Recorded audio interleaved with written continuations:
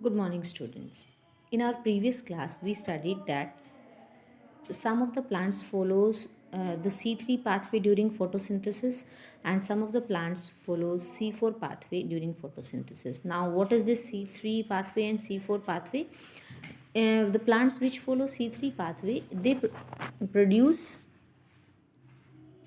PGA, which is a 3 carbon compound, and the plants which follow C4 pathway, they produce a 4 carbon compound known as OAA, oxaloacetic acid. So what is the reason that some of the plants they are following C3 pathway and some of the plants are following C4 pathway? तो क्या कारण है? In actual जो plants which grow in dry tropical regions वो ज़्यादातर they follow the C4 pathway, and in these plants these C4 pathway plants वो जो है कार्बन डाइऑक्साइड जब फिक्सेशन होती है फर्स्ट प्रोडक्ट फॉर्म क्या होता है? Oxalo acetic acid. अब चाहे वो C4 प्लांट्स हैं, ऑक्सैलो एसिटिक एसिड जो है वो फर्स्ट प्रोडक्ट को फॉर्म कर रहे हैं कार्बन डाइऑक्साइड फिक्सेशन के टाइम, लेकिन these they will also follow the Calvin cycle or the C3 pathway for their main biophotosynthetic activity। यानी चाहे कोई प्लांट जो है वो C4 पाथवे फॉलो कर रहा है, लेकिन उसको ग्लूकोज यानी स्टार्च प्रोड्यूस करने के लिए क्या करना पड़ेगा? C3 पाथवे को फॉलो करना पड़ेगा। फिर then what is the difference in actual जो C4 प्लांट्स हैं वो उनके पास उनकी लीफ एनाटमी की अगर हम बात करें, एनाटमी होती है उनकी जो सेल्स और टिश्यूज़ का जो अरेंजमेंट है वो भी डिफरेंट होगा। High temperature they can bear and they have they show a response to high light intensity, क्योंकि ड्राई रीजन्स में ग्रो हो रहे हैं, टेम्परेचर हाई है तो हाई लाइट इंटेंसिटीज़ में वो बढ़िया से रिस्पॉन्स करते हैं, and they lack a process called as photorespiration and have greater productivity। फोटोरेस्पिरेशन से उनकी एनर्जी वेस्ट नहीं होती, बिकॉज फोटोरेस्पिरेशन होता ही नहीं, और इसीलिए जो प्रोडक्टिविटी है इन प्लांट्स की वो ज़्यादा होती है।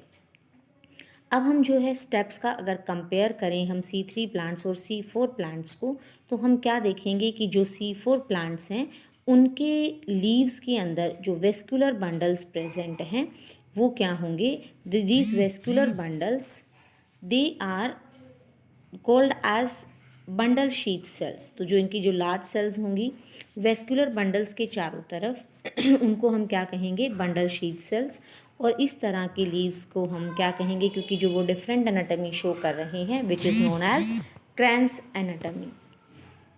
क्रैंस का मतलब होता है कोई कवरिंग रीथ या कोई लेयर ऑफ सेल्स, और क्योंकि इनके वेस्कुलर बंडल्स के चारों तरफ what are vascular bundles? Xylem and phloem. So xylem और फ्लोएम जो वेस्कुलर बंडल्स हैं उनके चारों तरफ लेयर ऑफ सेल्स प्रेजेंट होगा, and that is called as Kranz anatomy, and the meaning of the Kranz is arrangement of cells. और जो bundle sheath cells हैं they may form many of the layers around these vascular bundles, और they will be having large number of chloroplast. यहाँ पर जो है खूब chloroplast present होंगे और उनकी जो वॉल्स होंगी वो थिक होंगी, and because of that thick होने के कारण गैशियस एक्सचेंज के लिए वो इम्परवियस होंगी और कोई इंटरसेलुलर स्पेस भी उनके बीच में प्रेजेंट नहीं होगा। And if you want to study a plant which shows the C4 pathway, then we can take maize और sorghum for studying this Kranz anatomy and distribution of mesophyll sales.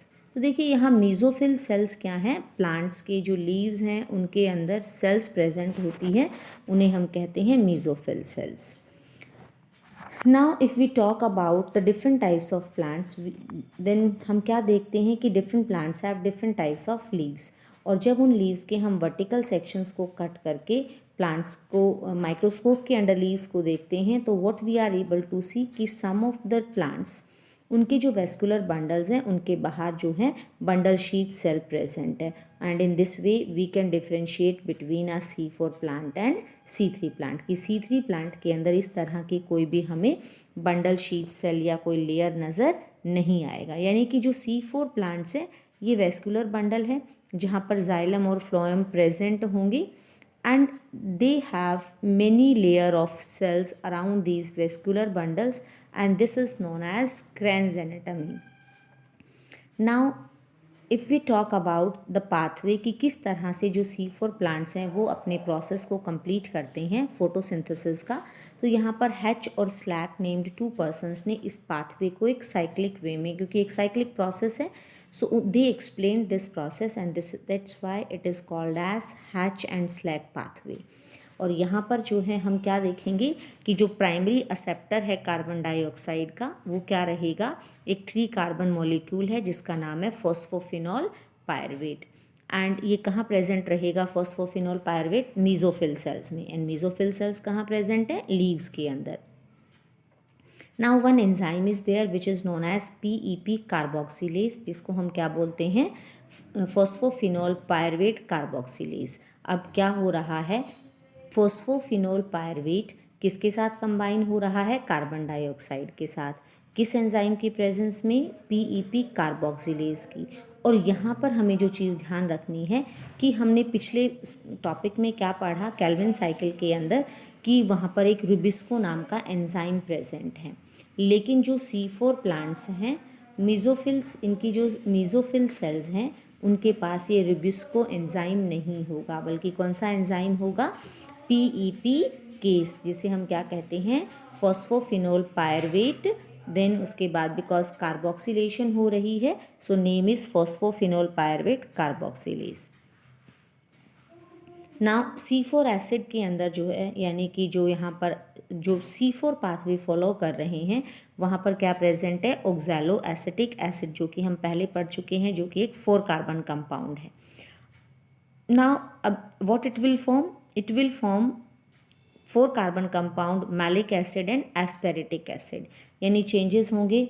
जो oxalo acetic acid present है किस में convert हो जाएगा, malic acid में और या फिर एस्पेरेटिक एसिड में।